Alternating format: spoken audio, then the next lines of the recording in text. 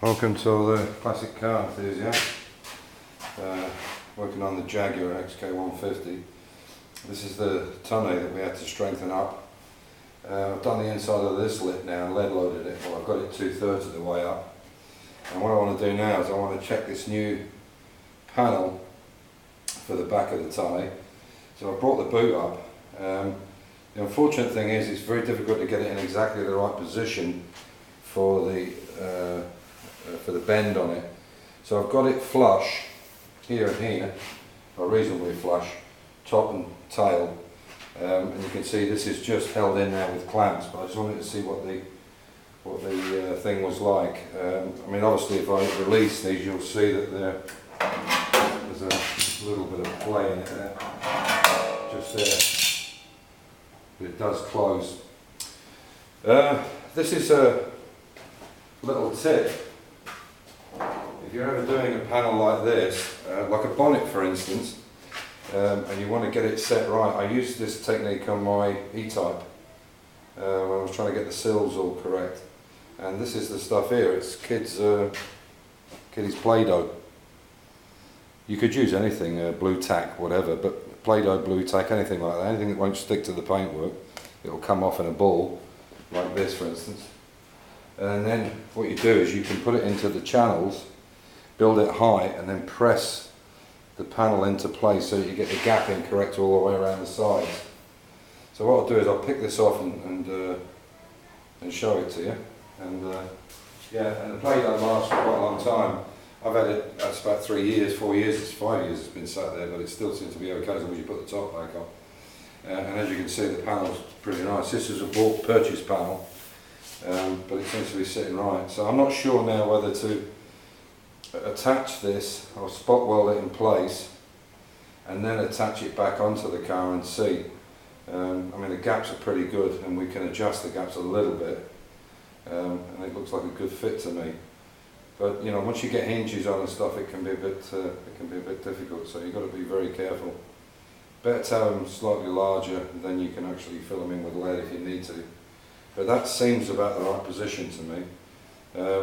Anyway, so I got a couple of emails from Peter Frad and some other guys about some trivia, which I'll do in the next couple of days. But I thought before I take this off and show you how I've done it, I thought the trivia for tonight is there's an expression in the UK when it's in the winter time and they say, oh, it's brass monkey weather, or it's brass monkeys out there when they walk into the house or pub or whatever. And it comes from an expression, freezing the balls off a brass monkey. In America or the rest of Europe you won't be familiar with this saying, but it was a fairly common saying in the UK. So yeah, the saying was, freeze the balls off a brass monkey. And where that saying comes from is nothing to do with monkeys made out of brass or the testicles of monkeys. It actually comes from the fighting ships from Trafalgar and before, the old like HMS Victory and so on, where they had the cannons all along the side of the ships, and the cannonballs were made of iron, and they had a young kid called a powder monkey, and the reason they used a young child was he was small enough and wiry enough to get in front of the gun when it went on the track, the recoil track, so he could stoke the muzzle again. They put a new cannonball in it. The cannonballs were so heavy that they used to have a thing called a brass monkey, and what it was is it was a dish shaped out of brass on a hinge, and the cannonball was put on it, and they would push it round. It went round at an angle, and they would push the cannonball into the muzzle.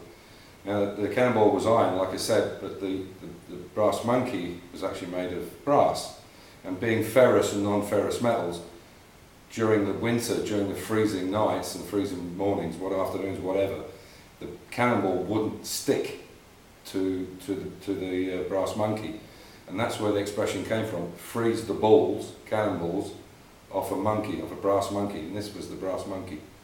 So, a bit of trivia for you. Anyway, I'll take this off and I'll show you, and then I'll pick the camera up. So I can basically pull this out now. You can see, and then hang on. This stuff is a little bit stickier than the original, so I might get some new stuff. It's only a few euro. So I'll pick the camera up and I'll show you now what's going on. You can see all you're doing is just using the Play-Doh. You can see it's just gone over there. All you need to do is put it up in a bit of a mound like that, and then you can pick the rest off. You want to put a fair bit in because the weight of that is quite heavy. But for anything like that, any kind of gapping you want to do, this is a perfect scenario. And then all you have to do, literally, make it higher than you need it, like kind of like that. And then as you push, as you get the, for instance, if I took a little piece, and I can show you, what have we got? Let's say, I'll take this little top just to show you. So you imagine this was the panel, and then you can just shove it in, and it will eventually line up. It's just a for instance, but just what it'll do is whatever's the recess on the other side, and then all you need to do that is to build it out, and it's a good way of doing gapping on anything. You know, there was obviously a lot of work to do here, but I just wanted to see exactly how well it fitted and doesn't and so on. There's lots of things that needs to be done on it, and hopefully you can see from under there. Yeah, you can. You see where I've lead loaded it today, right up to, well, you can see just by looking at the sides, you can see it's all lead loaded. Unfortunately it's not showing up very well, but when I turn it over, so actually I've got up to here, so I've got that little bit there to finish off. But I want to do this ready for when Amir gets back. So, and as you can see, that's the panel that I bought. But like I say, I'm not quite sure whether to just tack this in place so it makes it all a bit more rigid when we put it back on, because all the new sides have been done now, you can see. And because what's happened is with this boot space being out, you can see that's it there, it's a new one. With that being out, it's flexed this, you can see there. Yeah, so this is the reason I wanted to do it, and that's why we put that bar across, so stop it flexing too much. Anyway, so that's it for today. I'll give you a little pearl of wisdom tomorrow from Peter Froud, if I get a chance. One last little trivia question, and I'll see if you can answer it. It's not for any t-shirts, but that is the British flag. Okay? What is its real name? What is the real name of that flag? I'll do it sideways so you can see it there. That's the British flag, made up of 3 flags, but what's its real name when it's above a building? What's its real name? Anyway, there you go. A little bit of trivia. No t-shirt, I'm afraid, but if you're interested, what's the name of the British flag? Bye for now. Take care. Bye.